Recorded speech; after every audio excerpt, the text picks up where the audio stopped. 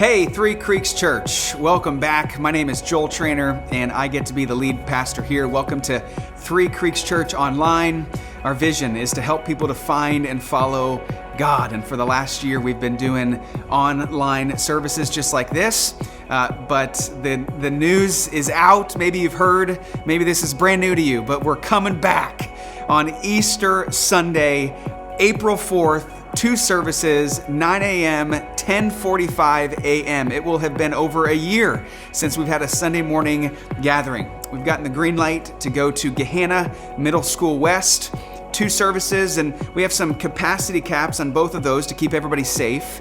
And so if you go to threecreekschurch.com, we would love for you to RSVP. Let us know you're coming. We're going to spread everybody out. It's going to be a great Sunday. I hope that you can come, and I hope that you will invite somebody to come with you. We understand also there's some folks that aren't ready to come back inside in a big gathering yet, and we want you to know that we love you, and we want to care for you, and we want to lead you spiritually, want to help you find and follow God, just like everybody that wants to come in person. And so we're going to record the message, we're going to post it on YouTube as a video, and it'll be a podcast, and it'll be available every Sunday afternoon because we love and care for you too, and you just need to take your time coming back. That's cool with us. We're going to serve you in that way. Obviously, as we get back up to speed and having weekly Sunday morning services, our teams need to be built back up and trained. We need some help on our production team. We need a lot of help in Three Creeks Kids in raising up the next generation. We need some folks to join our setup and teardown team.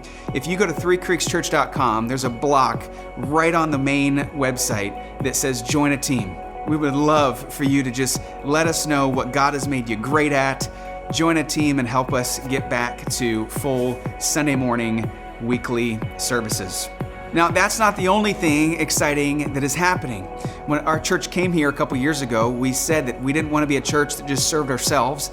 We wanted to serve our neighbors. And so we're doing this food drive where we're trying to help Grin stock their food pantry this spring. So on Saturday, March 20th, we sent a bunch of people out and we dropped off a couple hundred, maybe a couple thousand brown paper bags in front of people's doors. Now, on this upcoming Saturday, on the 27th, we need some folks to go and pick up a lot of those bags that'll be full of food. We're going to transport them to Grin, our local food pantry, and hopefully that can bless somebody. So if you want to help on this upcoming Saturday, we need a little bit more help. We would love for you to sign up. Text Serve Gahanna. That's one word to 97,000. It'll send you the link. You can join us on Saturday morning, a safe way to serve our city. And last but not least, we want to give you a chance right now to consider giving financially to our church if you believe in our mission to help people to find and to follow God. Then we invite you to worship God by giving back a portion of what God has given to you. All the details are on the screen. There's a number of different ways that you can give to our church. And every dollar that you give, I just want you to know that we're going to carefully and prayerfully spend it so that somebody can know who Jesus is and follow him in their life. All right, week 3 of Minor Prophets Season 1. Your friend and mine, John Scott IV, is here. He's going to bring today's message on the book of Amos. Here we go.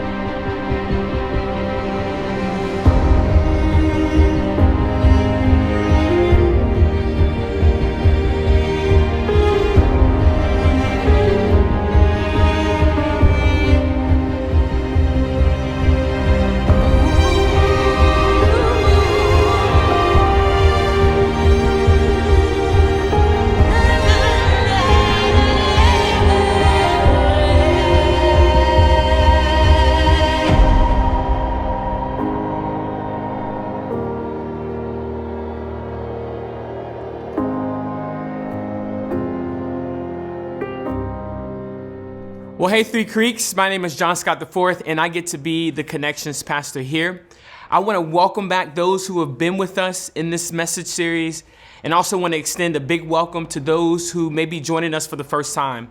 We are honored and glad that you guys have chosen to be with us today.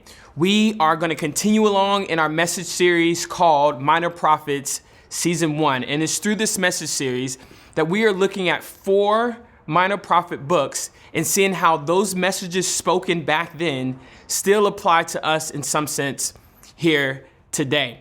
Now, and particularly today, in today's message, we are going to dive into the book of Amos. But before we do so, I would feel terrible if I didn't share with you what I'm about to say to you now.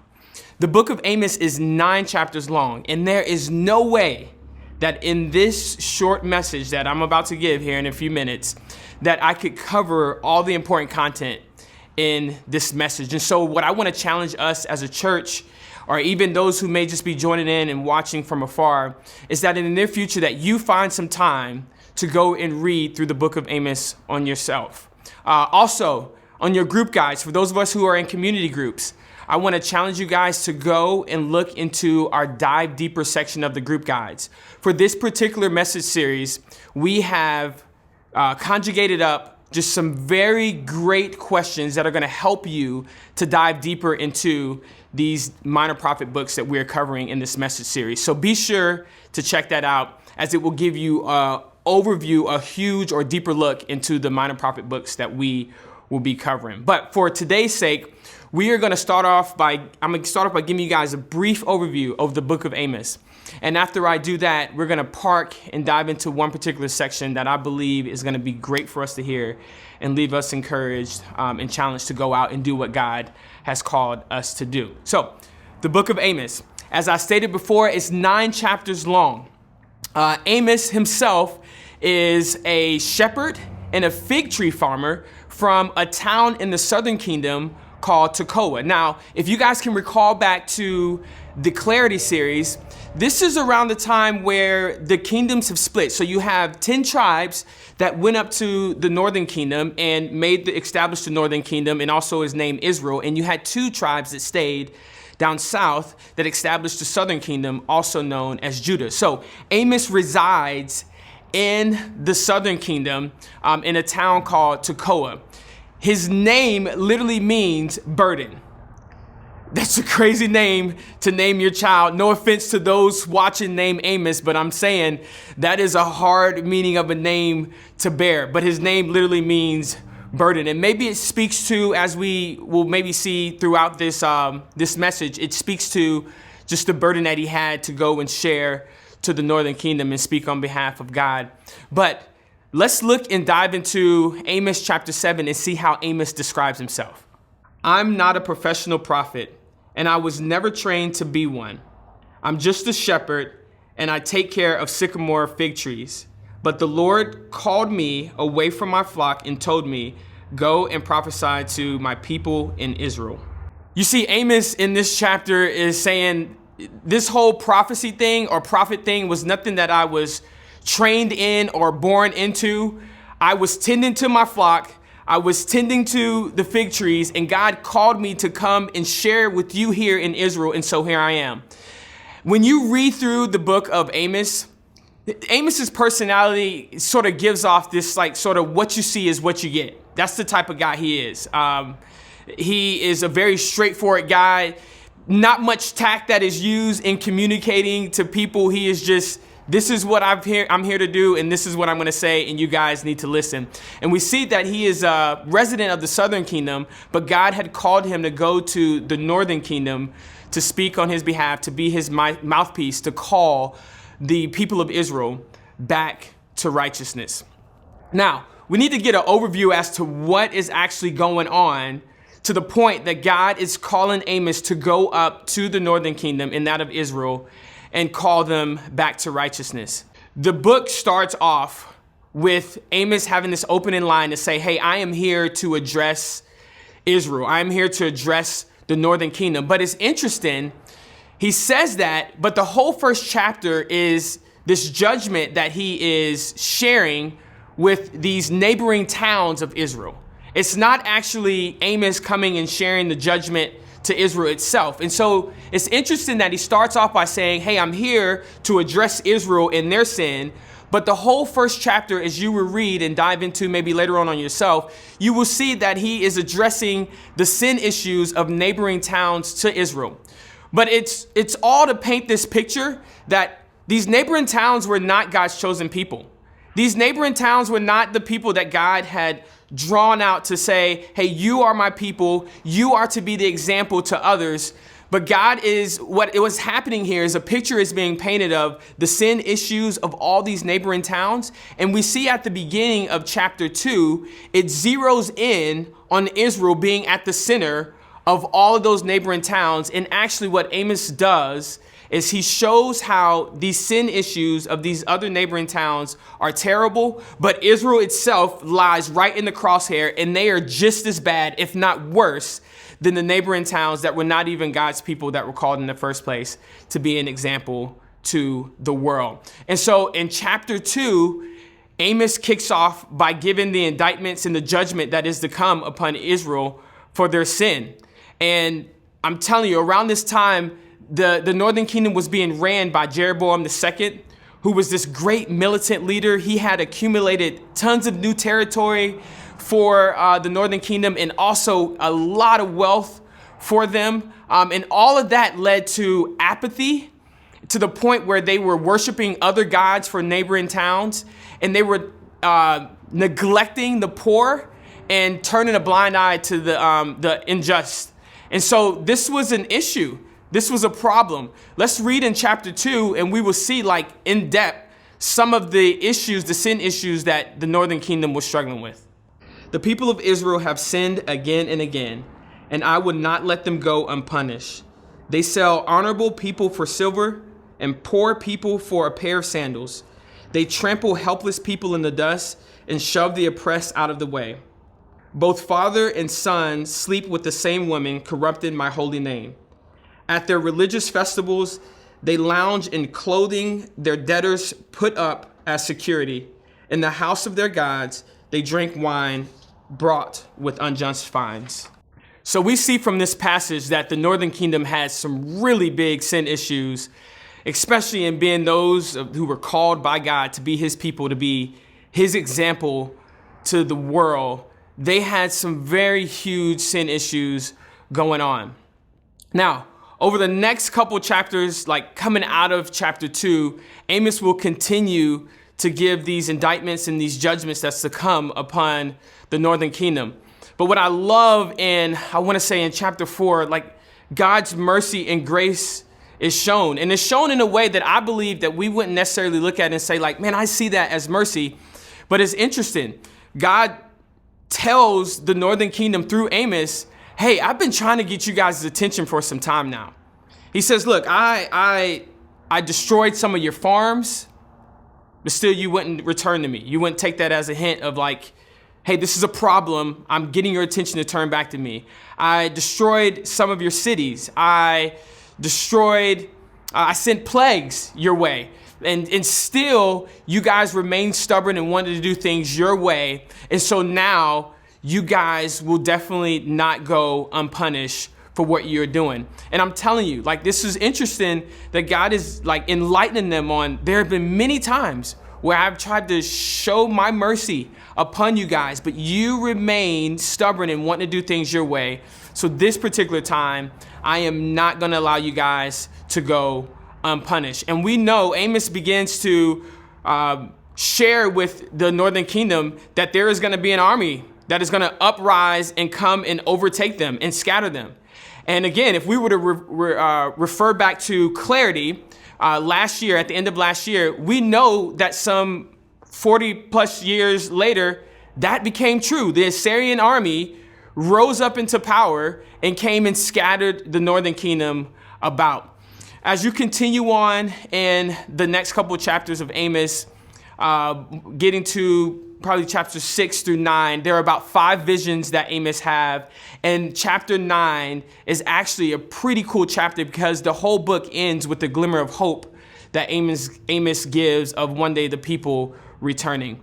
We won't have the chance to dive into that, but in an overview, that is the book of Amos. You have him going to the northern kingdom, talking to the leaders there, talking to the people there, approaching them about their sin and the judgment that is to come, sharing with them how God showed his mercy and how they don't want to listen. I mean, when you read through this book, you will see how arrogant, religiously arrogant the people of the northern kingdom were. They didn't look at Amos as who he said that he was. I mean, they just completely disregarded him and being the mouthpiece for God that was calling them back to righteousness, and it cost them a ton. And I believe for us, man, it's so valuable and very important for us to heed just what's going on here in this text, because I believe without a shadow of a doubt in my heart that God is even saying some of those very things for us today. We are going to park in Amos chapter 5, because I believe that is what is taking place there is very big, and I think it's something that we as a people are right in the thick of. And if, like I said, if we don't take heed to this, this could be something that could be very detrimental to us as a church, to us as God's people. So, as I stated before, the people of God in the Northern Kingdom were all about just wealth and this all new territory they had gained, and it created just a bunch of apathy that built up in their heart, that they had no care, no worry for the poor. They completely neglected them, and they completely turned their backs to the unjust. But you could not have told the Northern Kingdom people that they were not living according to how God wanted them to live, because simultaneously, while they were neglecting the poor, they were seeking to honor God through tithes and offerings and their religious meetings that they would attend. And this was very much so a problem. So much so a problem that, again, God sends Amos up there to speak on his behalf. And we find a verse or a passage in Amos chapter 5 of God addressing the Northern Kingdom on this issue. And this is what he says: "I hate all your show and pretense, the hypocrisy of your religious festivals and solemn assemblies. I will not accept your burnt offerings and your grain offerings. I won't even notice all your choice peace offerings. Away with your noisy hymns of praise. I will not listen to the music of your harps. Instead, I want to see a mighty flood of justice, an endless river of righteous living." In this passage, we see God telling the Northern Kingdom, get out of here with your hypocrisy. You guys sacrifice to me, you bring all these peace offerings, you sing these songs of praise, all the while you are neglecting the injustice around you, and you are neglecting the poor. Get out of here. He's displeased. And I'm telling you, the Northern Kingdom really thought that they were in God's good graces. Instead, what God tells them in this passage is that he desires to see justice and righteousness roll like a flood. That true worship is not this idea of accomplishing some religious acts and doing religious things, but true worship to God is to let justice and righteousness roll like a running stream. In other words, true worship to God is to always lead to justice, righteousness, and loving our neighbor. Three Creeks, if you don't hear me say anything else today, I want you guys to lean in a little bit deeper to hear this. That true worship to God should always lead to justice, righteousness, and loving our neighbor. It should always lead to justice, righteousness, and loving our neighbor. Now, hear me say this. I'm not saying that us attending church or tithing or doing other things that we've been called to do and reading our Bible and prayer, I'm not saying neglect those things, but I'm saying those things not paired with the act of carrying out justice and righteousness and loving our neighbors means nothing. It means absolutely nothing. And this is the problem that was plaguing the Northern Kingdom. They felt as though they was in the good graces of God because they were doing all these religious acts, but they weren't, because they were neglecting the fact of walking and leading out in justice, walking in righteousness, and loving their neighbor. You see, Israel's worship to God was totally disconnected from the way of how they treated people. And one thing I know to be true is that true worship to God, or a true relationship with God, transform our relationships with others. And I love how 1 John puts it. We love because he first loved us. If anyone says, I love God, and hates his brother, he is a liar. For he who does not love his brother, whom he has seen, cannot love God, whom he has not seen.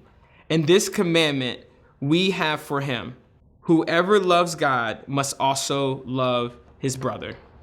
You see, you can't truly worship God without engaging in both of these matters.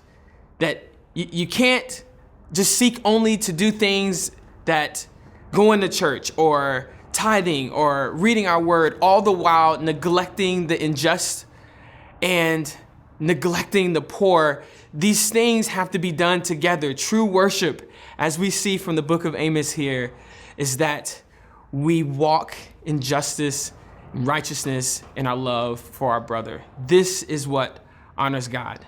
You see, Amos, like so many other prophets, spoke heavily against social injustice that they were experiencing around their time. And Three Creeks, I believe the same is true for us today, that we must speak out against social injustice that is happening around us. These are the things that we can't turn a blind eye to. God has a heart for the widows, for the oppressed, for the abused, for the poor. And if we're honest, that was us. That was all us at one point. And if the Northern Kingdom was honest, that was them too. I mean, God had delivered them out of the hands, out of slavery of Egypt. And here they are being a complete replica of what Egypt was to them, to the poor and unjust. And what I'm saying today is that this can't be us. We too have a role to play in injustice around us. And that role does not consist of us turning our backs or turning a blind eye to the injustice that is happening around us. For the widow, for and the orphanage, for those who maybe are poor on the side of the road, wherever God has called us to infiltrate and engage in those spaces. Now, I don't know for whatever reason why this becomes a hard thing for us, but there are two barriers that I think keep us from actually engaging in bringing about justice to where there is injustice and walking in righteousness in this idea of bringing back into right standing these relationships with people. The first barrier I think that is very prevalent is this idea or this mindset of out of sight, out of mind. And the out of sight, out of mind mentality says, this isn't my issue. I'm not experiencing it. I'm good. And so you don't even like look, or you're not even aware as to what is happening around you to even be engaged to do something. And this can't be the issue. I mean, the book of Amos is here. We have to deal with what it's talking about in that of social injustice. And I believe God is calling us as followers of him to infiltrate and do something about that. The second barrier, I think, very much so keeps us from engaging into this space is that of this worldview versus biblical view. And what that ideology is I believe we get so caught up, even us as believers, in allowing the world to dictate the culture or take the lead in this area that God has called the church to step into and be the forefronters in this and leading this charge. And we just go, well, you know, I don't know if that's the church's responsibility. I don't know if that's where we step in and engage. Like, is that a gospel issue? If it's not a gospel issue, I don't know. And I'm telling you that God has called us to be the thermostat as it becomes to correcting injustice around us. He's called us to be the thermostat and leading out in righteousness and how we treat people and bringing back into right standing in those relationships. He's called us to be that. And if I could just be honest with you, Three Creeks, for a minute, as I read through the book of Amos, my heart was broken. I was convicted in a lot of ways because if I'm honest, I find myself a lot of times in the category of out of sight, out of mind. That in no way do I look a lot of times for moments to help out in these people group that I feel like God has called us to defend and be a mouthpiece for and to seek to bring about justice for. I don't oftentimes find myself there. I get self-centered and the Scott family, we're good, we're taken care of. And it hurts to say. I promise you, there are moments where I'm riding down Morris and I I see people with signs saying homeless, anything can help. And out of nowhere, magically, I got a text that I have to look on my phone and see to not have make this awkward eye connection with them to feel guilty or bad. But I'm saying it breaks my heart for even myself that I have moments and times where this has not been something on the forefront of my mind. This has not been something that I have looked at as near and dear to God's heart to step in and say, man, I have a role to play in serving and defending and bringing about justice to where there's injustice, and not sitting on the sideline and being self-centered about myself. And I pray that, guys, that we would see that as a church, that when there is injustice happening around us, that instead of running away from or turning a blind eye to, that we would run to it with the power of the Holy Spirit to bring about justice and righteousness to that situation. That we would do it with this undeniable love of trying to love our neighbors as Christ has first loved us. This is what God has called the church to. And if we're honest, this is what we have to grow in. This is not something that we have, in my experience, walked out well. Maybe for some of us, we could say, I do this and I do that to contribute to this, but I'm saying collectively together as the Big C Church, we have to be better at fighting for justice and walking in righteousness to repair those relationships.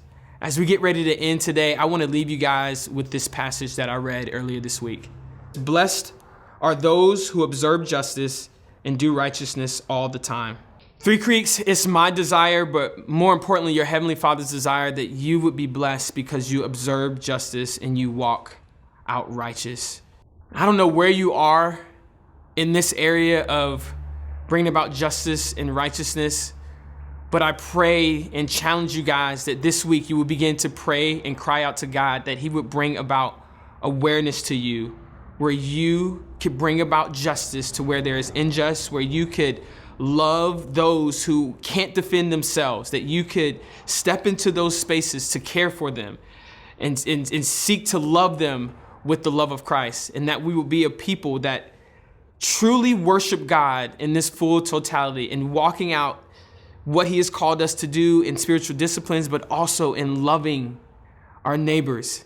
God said for us to love the Lord God with all your heart, soul, mind, and strength. And He said the same is true and is equal in loving our neighbor as ourselves. And I pray that we don't forget that we seek to love God, that we seek to truly worship God by how we love one another, bringing about justice and righteousness. I pray that you are blessed, considered blessed, because you are a man and that you are a woman that seeks to observe justice and righteousness, and knowing that brings huge joy to the heart of your Heavenly Father. Three Creeks, let's be men and women that do it. I love you guys, and I hope to see you soon. John, thanks for taking us through the book of Amos. If you're in a community group, I hope you have a great discussion. If you're interested in diving even deeper into the book of Amos, on the back of your community group guide, there's questions that'll take you deeper into the book of Amos, and you can have your eyes be open to this obscure part of the Bible that we don't look at very often. I hope you'll choose to do that. Hey, again, if you want to join a team, go to threecreekschurch.com. We need your help. We'd love to have you join a team here at Three Creeks Church. And if you want to serve on this upcoming Saturday, March 27th, if you want to go around and pick up the bags and take it to the food pantry so that people can get some food, man, we'd love your help. Text Serve Gahanna, one word, to 97,000. It'll send you the link to sign up, and we will see you there. Three Creeks, have a great week.